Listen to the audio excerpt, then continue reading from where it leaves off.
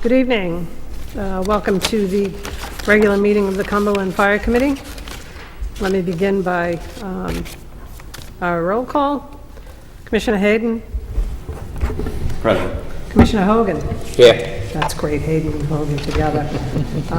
Commissioner Cucciani. Present. Commissioner Pacone. Here. Commissioner Jones. Here. Commissioner Santoro. Present. And I am here.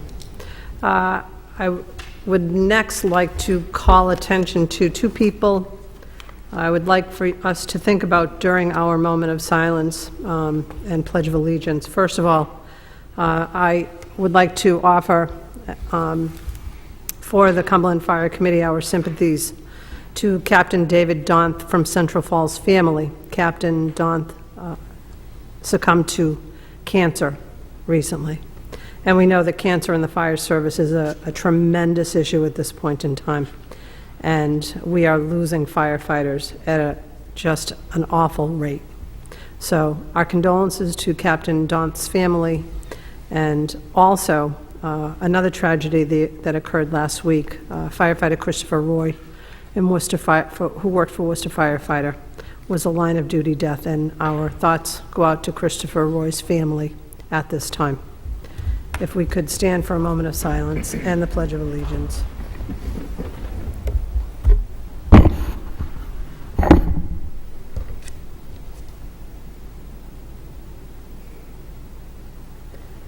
I pledge allegiance to the flag of the United States of America and to the republic for which it stands, one nation, under God, indivisible, with liberty and justice for all.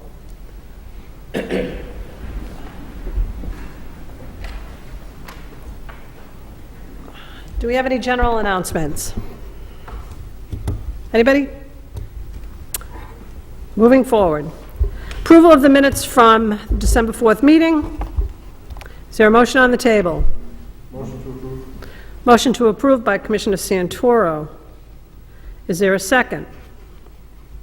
I'll second. Second by Commissioner Cucciani. Is there a discussion? Hearing none, let's go to a vote. All in favor of approving the minutes from our December 4th meeting, say aye. Aye. Opposed? Passes 7-0. I don't believe there is any old business here. Let's move on to new business. Chief, can we talk about your November report, please?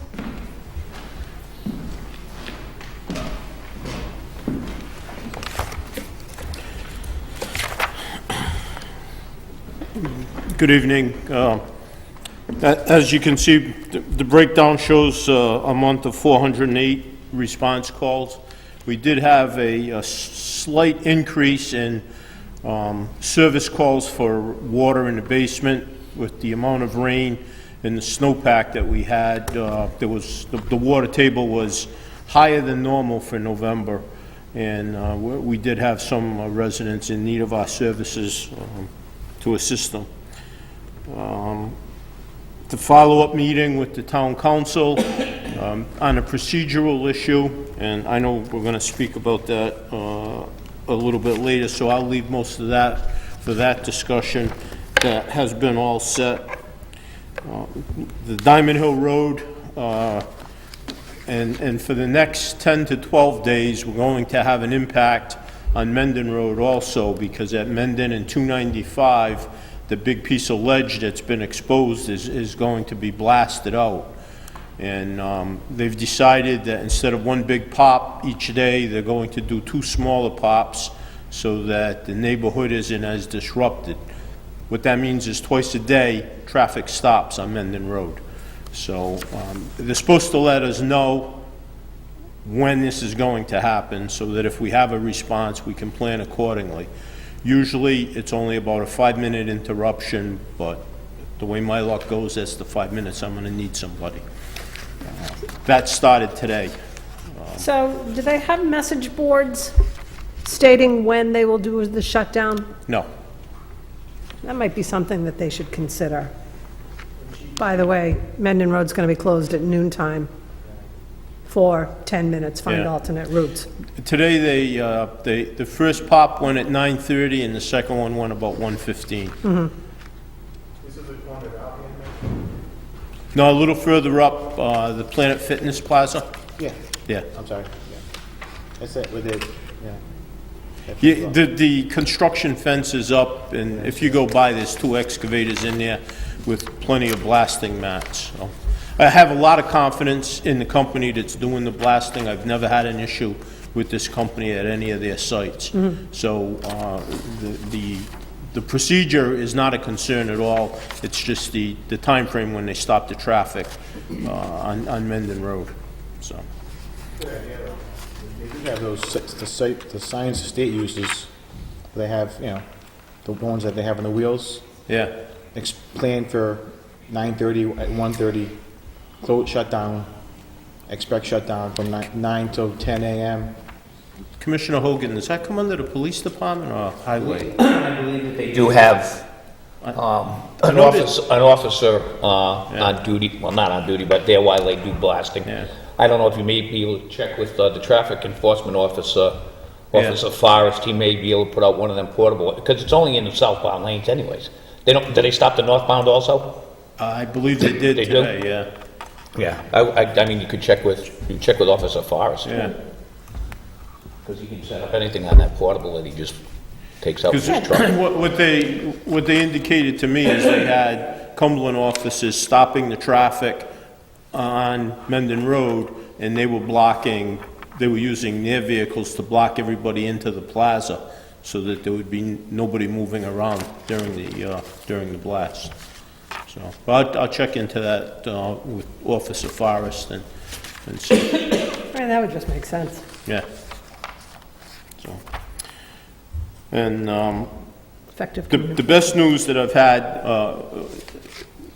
the members on their own, throughout, you know, some different either talks or organizations, I have quite a few members that have started on different diet programs, and I have one member that has been accepted into the IAFF-IAFC, which is the International Firefighters and the International Fire Chiefs fitness program, the peer fitness program to become a trainer. Once he completes the program, he'll be able to come back and then train members on each shift so that they can do group exercises and group diets and nutrition. So the initiative, without being forced, is, and I've been seeing some very good results so far. So we should be into a healthier workforce in the very near future. That's great. And we did speak about the Broad Street fire at the December 4th meeting, so that was about the only significant event, other than delivering Santa Claus a few times to children. Good. Chief, how are the applications flowing in? I saw the ad in the Valley Breeze. I think we're up to, well, I know I have about 12 inquiries that I've personally emailed the application back to. I believe we either have 4 or 5 returns so far. So the word is out. Applications are going. I haven't checked with Smithfield to see how their applications are running. But the challenge right now is that there's a lot of departments testing to establish lists with the thought process that come the end of this fiscal year, they'll have multiple retirements to get out under the current budget term, current contract terms, rather than go into the July 2nd period and fall under a new contract. Yeah. So, the candidates that I've talked to so far, I'm pleased with, so we'll see if they pass the written exam and they get through the oral part of it. We'll move forward. We do have one candidate that has petitioned the MERS system for a disability pension, and what has transpired with the Rhode Island Fire Academy is there's so many people looking for spots that they're starting a class in February, and then 4 weeks behind it, they're going to start a second class because there's just so much need. The problem is we hope we have enough candidates to fill the 2 classes, but I do have 4 spots in the first class in February, which would conclude in May. So we'd be ready for the summertime vacation schedule to offset some overtimes. So that firefighter that was on injured reserve for so long, he's going to go with the MERS disability? So we'll have 4 openings? Yes, So the workman's comp did approve his, not yet. The process, his doctor submitted all of the paperwork. The MERS overview committee determined that he needed to see 3 doctors assigned by the state. Those 3 doctors, the last assignment was December 6th. Their reports have to be filed with the Disability Subcommittee, which will meet in January. They'll make a decision if it should go to the full committee, which would either be February or March. oh, gosh. So we're still looking at a minimum of January for the subcommittee if they get all the reports back from the doctors. We're going on, what, 2 years with this same person? Oh, no, we're over 2 years. Over 2 years? Yeah. Okay, so you're planning on 4 firefighters going to the academy in February, though? Just to be safe. Yeah. Excellent. Thank you, sir. Any other questions? If I may ask the chief one question, that fitness program, the member participating in, does that require outside travel, outside the state of Rhode Island? Yes. Where, if I may ask? St. Louis. St. Louis? Yeah. Do you know how long it is approximately? It's a 6-day program. A 6-day, okay. Yeah. Thank you. And we've been watching St. Louis is the closest that they've come. It's been predominantly around the Midwest, but with St. Louis being the closest and coming up in February, it seemed to be the best opportune time for all aspects of it. It's when we have the least amount of people out, and the only conditional thing is the travel, the air travel, depending on weather. I think it's worth the investment. If we can have healthy firefighters, that's for sure.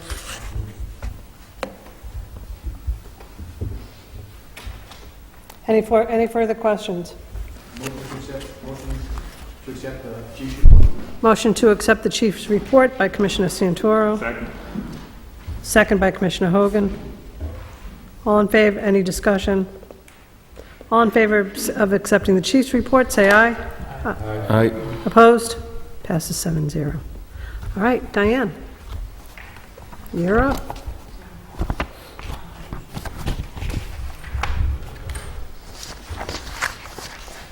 If you've looked at your finance report, we've, by the end of November, have collected 73% of all of the taxes that we have billed. That number is actually even higher. Patrick was very aggressive this last month in sending letters and sending emails, phone calls, and he sent a few final letters. I believe today he sent a tax sale list over to Michelle Baker, and there were approximately 400 names on that list.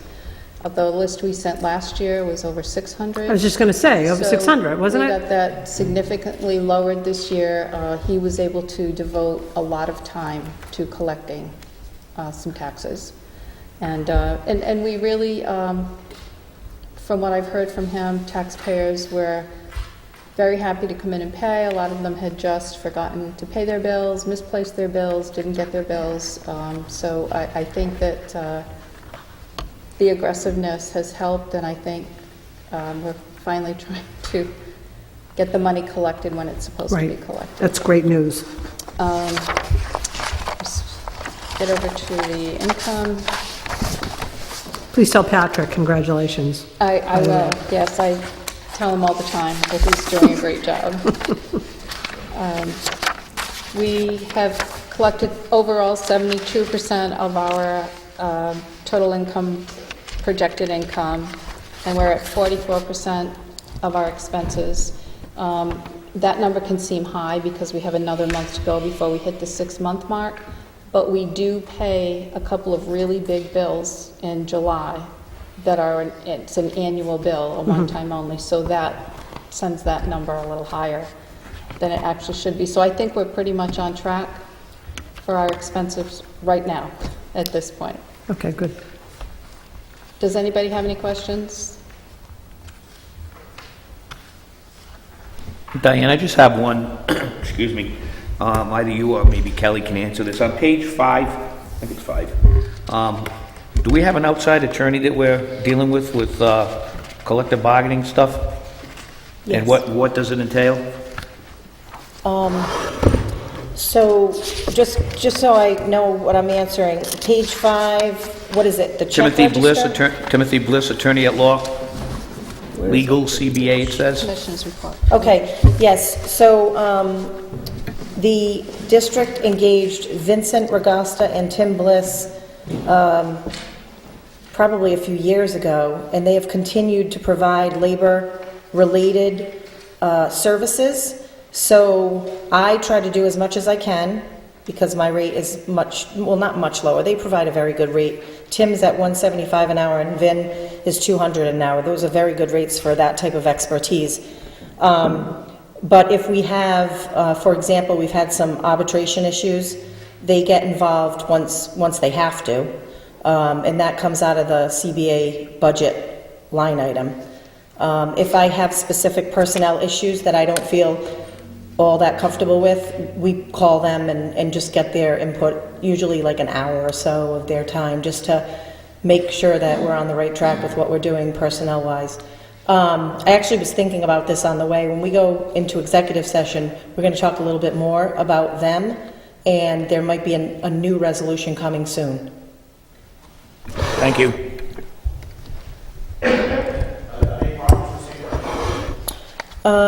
They work in the same space. I mean, they work as, I don't want to use the word partners, but they work together in the same office space, and they don't duplicate. It's really, if Vin's available, he will talk to us, and if Tim's available, he will talk to us. So,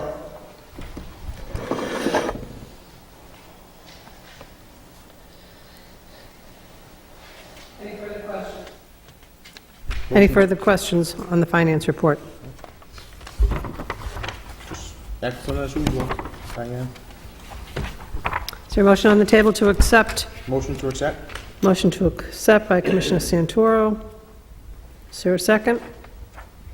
I'll second, please. Second by Commissioner Kutsiani.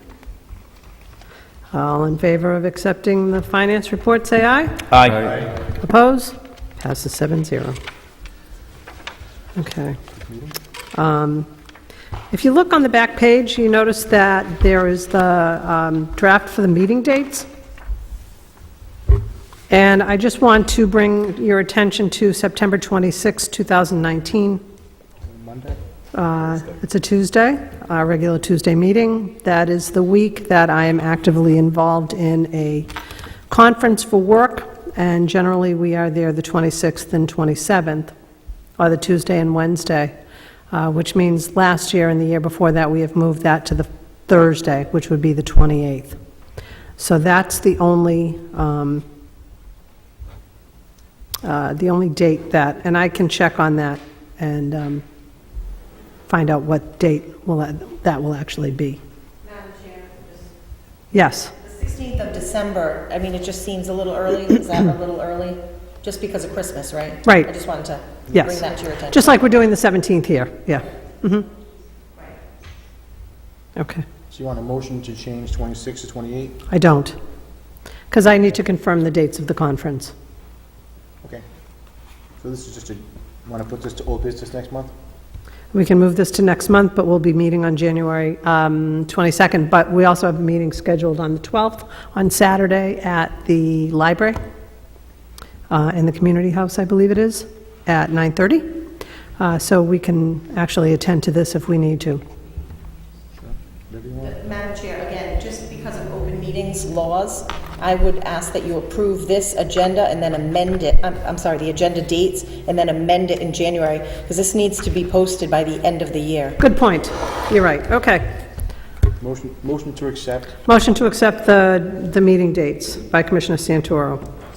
Second by Commissioner Pacone. Any discussion? Thank you, Solicitor Morris.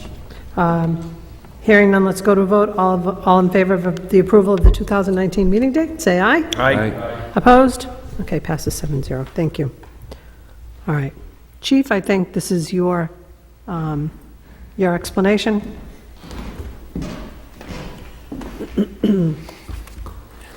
So, in the beginning of, the tail end of October, Mr. Stansfield, the Chief of Staff, indicated to me that I needed to go in front of the Town Council to get approval for the Building Committee to purchase the radio box receiver that receives a signal from all of the boxes located in the businesses, town buildings, fire stations, schools throughout the town. He gave me a parameter of what I needed to do to ask their permission. I went to Mr. Hefner. He constructed a resolution similar to what we see for resolutions to pay for a bill. I looked at it, proofread it. I see nothing wrong with it. It went to the council on November 8th, and they approved the purchase of the fire alarm box receiver.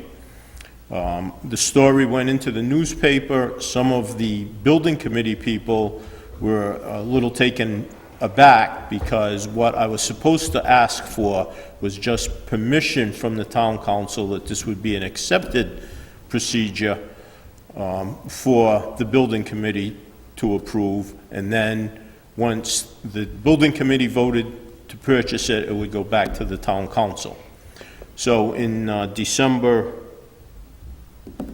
I think it was December 7th meeting, we came back. The building committee for the public safety building was here. They had no objection to it. There was one question about who was going to maintain the system once it was in place, and they wanted a letter from myself guaranteeing that we would maintain it, which we're currently doing now with our system. And I also indicated that we would insure it, seeing that it's a brand-new system, that for a period of a few years anyway, we should at least have some insurance on a $125,000 investment. So what transpired on December 7th was basically a clerical understanding that the purchase order could be generated. The council endorsed the building committee allowing this purchase, even though the fire district is separate from the town of Cumberland's basic budget process. So it was all procedural. The blame was mine. I accepted fault for just a misunderstanding in the wording. So we're back on track. I spoke with Mr. Stansfield today. Mr. Anderson, who was approving all the purchase orders, was just waiting for some final language from finance as to the sole source distributor for it, so that all of the package could be forwarded together at the same time. So we should be on track for that purchase to be concluded with the town, and it will be in the time frame that is available to be installed in the new dispatch area. So, a wording issue, it was straightened out, which they have done in many other procedures that have transpired, whether it be computers or furniture. The same process was done on all other purchases outside the scope of the construction project. So this will be this will come in under the town. The public safety budget, we're not paying for it. Correct. We will maintain it and we will pick up the insurance, but we're not purchasing it. Correct. Thank you. Chief, the old system, is that going to be like redundancy so that if the new system... The old system will be redundancy for a period of time. It is no longer supported with parts, so as soon as it starts failing, we're going to be out of business with it. It's over 20 years old. There's been about 6 different version upgrades to it, and the technology just no longer is supported.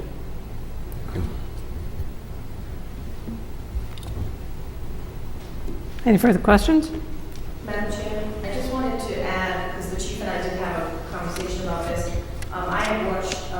video on this, and I was just concerned about this maintenance issue. I understand that this has been maintained by the fire department for many, many years, but my concern was that the committee know that you're maintaining it. I didn't know about the insurance until just now, but, you know, that's something that, I don't know what the cost of the insurance is, but, you know, I want you as the committee to know that you're maintaining and insuring it. And again, I think the cost of maintenance is minimal, the chief and I discussed, and I'm not aware of what the costs to insure are. So that was the only other issue that I wanted to bring to your attention. Okay. So I guess, Chief, should there be a document that kind of transfers ownership from the town when they buy it to us? Like as, you know, as Madam Attorney? No, it's, so the equipment is coming out of the public safety bond. It will be a fixture, so to speak, in the public safety building.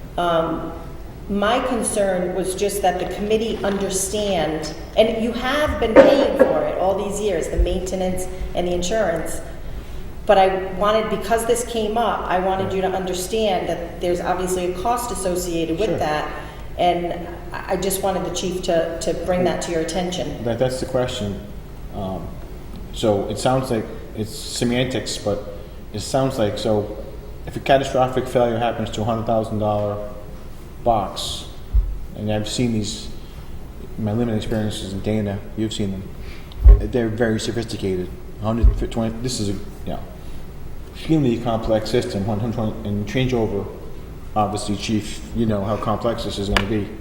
If this thing happens to have a massive power surge and after the thing burns out, you know, $50,000 in service, at what point do we take over the insurance and having to put the money in to fix it? So I wonder, Madam Solicitor, should there be a document that codifies when the transfer, I mean, the box is going to be physically located in the PSC? Correct. But in the police station right now, as it stands, we actually own that box, right? We actually own that. The fire district actually sort of owns that section of the... Correct. Okay. So when do you think would be the... do you think you agree that we should probably have some sort of documentation that the town is going to transfer? Mr. Hogan, can you comment? Well, this is, Madam Solicitor, this is not a resolution, so we're really not voting on whether we're accepting anything, so... No, I put on possible action. Right. So that you might be able to vote on what you want to do going forward, but there's no resolution before you. I just want to reiterate, my only concern is that you are maintaining it, and I don't think that, I didn't know that you were, but you're maintaining it, and the chief actually explained to me that if something happens to the system, it's usually in one of the commercial buildings, they would actually have to pay for the cost, correct, Chief? Correct. Yeah. So the only other thing is this insurance, which, again, I'm just hearing for the first time. I just want the committee to know that there's a cost. The cost could be $10, it could be $10,000. I have no idea. But I just wanted to bring to your attention that you are maintaining this property that belongs to the town. It does not belong to the fire committee. Correct. So there won't be any transfer of ownership. My only reason for bringing this to your attention is that you understand that there is some cost, I don't know what that is, to maintaining and insuring, period. That's all I'm trying to say. Well, then I think maybe we should let the chief or yourself look into what this may cost. I don't know if there's a, you know, I don't even know where you would go to get insurance for this, but... Well, our insurance carrier would cover it. And just find out we what it might is, and if we need to put it on the agenda? It might be fixed already. Yeah, The current but what I'm system- saying is... Because I wasn't here 20 years ago, then this might already be in the policy. Okay. I just haven't explored it Yeah. yet. Well, I mean, and then we can deal with it next month. Yeah, So that's my only, I'm not saying anything was done wrong, or, all I'm saying is, you know, when I see $125,000 worth of equipment, I want the committee to know that you're maintaining it. That's it. That's all I'm saying. It just seems odd that, so you're saying the town's going to own the fire box? Well, yeah, the town's paying for it. Town's paying for it. Chief, that's the way it's going to be? Yes. it just seems odd to me that, why would the, I mean, I agree. Well, we- when this we should originally insure it. started, we were supposed to have 2 stalls and administrative offices I- that the town was gonna own too, so I understand I don't what know how we would have come into a rental agreement or what type of agreement for all of that property, but as things changed and it moved out of Chapel area, Sure. the need and the ability for a fire station to be at the siting diminished. I just So, don't, not sure if VFIS is gonna be VFIS. yes, Are they gonna want to assume insuring something that is not part of our assets? You know what I'm saying? I'll find out tomorrow when I talk to her. Okay. That's the only thing, because it's like, I'm insuring Vinnie's car. I'm a good guy. You mind? Yeah, it's Christmas, but I understand it's an act of good faith for the town, which we're very happy. It's great, and, you know, they're giving us a lot of money, and I think if it works out, that, you know, it's gonna be just semantics. It's just gonna be a document that says the town physically owns it, but the fire district is a separate corporate entity, and I think that it can be all worked out in the end. The But alternative is if we have to pay for it, out of our money. Exactly, as opposed to saying that, or does it have to be that we have to give the money from the district to the town of Cumberland for a payment, which they apply to the insurance, No, which is you crazy, don't. which is totally crazy. No, they Exactly. talked about that. Yeah, I Nope. know. I didn't go to the town council meeting, taking care of my mom, she's been sick or crazy, but anyway, so it's just semantics, I think, but I think insuring it should be our responsibility, obviously. Yeah. I just don't want. And it might already be covered in the policy. Sure. We might just have to upgrade the Yeah. cost of it. But I know if I have a lightning strike and it fries, I don't want to have to dip into my pocket Exactly. or come here and ask for that. Exactly. Chief, And you that's have, what I'm trying to, sorry, Dan. No, no problem. You already have a line item for maintenance of this radio box system, correct? So- We do. And it generates from the usage, from the users, generates funds for that purpose to maintain. Right, and that also, out of that, we maintain the printing paper, because at dispatch, there's a visual and there's a printed receipt of every single box that comes in, whether it's a test, whether it's an active fire alarm, whether it's a fail to test, which is when it doesn't report in properly, or a power loss. So those all come in. So we maintain the paper in it already. We maintain the batteries in all of the boxes throughout the town, because we discovered that when we try to go out and the box is proprietary to the Cumberland Fire Department, we have to unlock it. We get there, the service technician doesn't have the right batteries. We have to lock the fire alarm box back up. He gets the right batteries. Now we go back a second time for him to put them in. We just came up with the process that we buy the batteries, we increase the rate, we cover the batteries. So now when we have a low battery signal, we just go out, replace the batteries, and we're done. It's much more manpower effective for us. And with the increase, the batteries are covered properly. Also, that covers any external equipment problems, the antennas for the receiving system, the microwave dish, the municipal boxes, both in town and the fire department that we have. That's what that fund is the side kitty for, to soften the repair bills for us. So it actually self-generates its funding itself. So Yes. if there was an insurance rider needed, it could come out of that line item, maybe, Possibly, yes. right, depending on the amount. Yeah. Thank you. Chief? Yes. Just a further, I've heard you say it multiple times, and the solicitor, et cetera. This system will be owned by the town. The fire district will be maintaining this particular item. Correct. And ensuring the same. Can Diane point to me the line item on our budget that refers to this? Do we have a line item on the budget? Not to this particular matter, but we've been maintaining this system, the old system now. Is there a line item on the budget for this? 1013. 1013.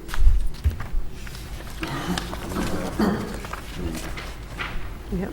One, It's on the balance sheet. which would be the third page of the finance report.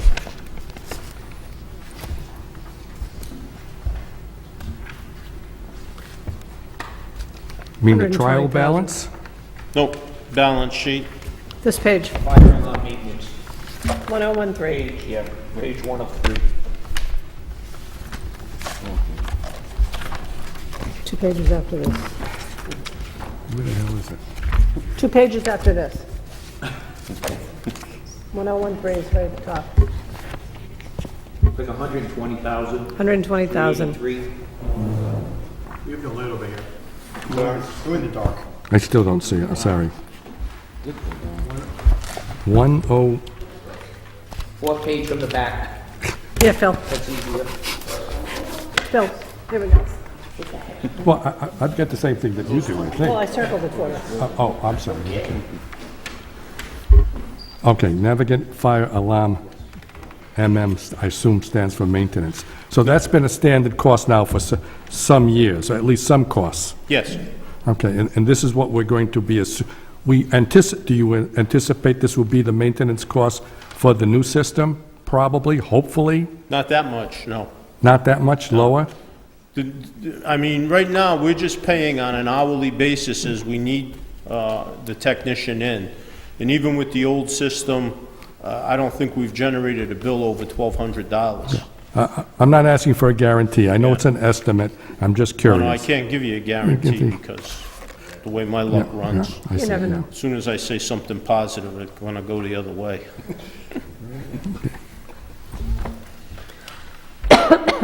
Thank you, thank you.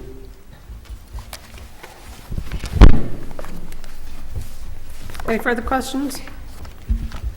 All right, thank you very much, Chief. At this point in time, before we go into executive session, is there any public input? Okay. Is there a motion to enter into executive session? Motion. Motion by Commissioner Santoro. Is there a second? Yes. Before you do that, can you read sections A and B into the record, as including the italicized words? I'd be happy to. Discussions, we are entering into this executive session to discuss items of business related to the job performance of a person. The person to be discussed has been notified in advance in writing and advised that they may require that the discussion be held in an open meeting, which is Rhode Island General Law 42-46-5A1. And B is discussion pertaining to collective bargaining, which is Rhode Island General Law 42-46-5A2. Motion to go into executive session. Motion by Commissioner Santoro. Is there a second? Second. Second by Commissioner Hogan. All in favor of entering into executive session, say aye. Aye. Opposed?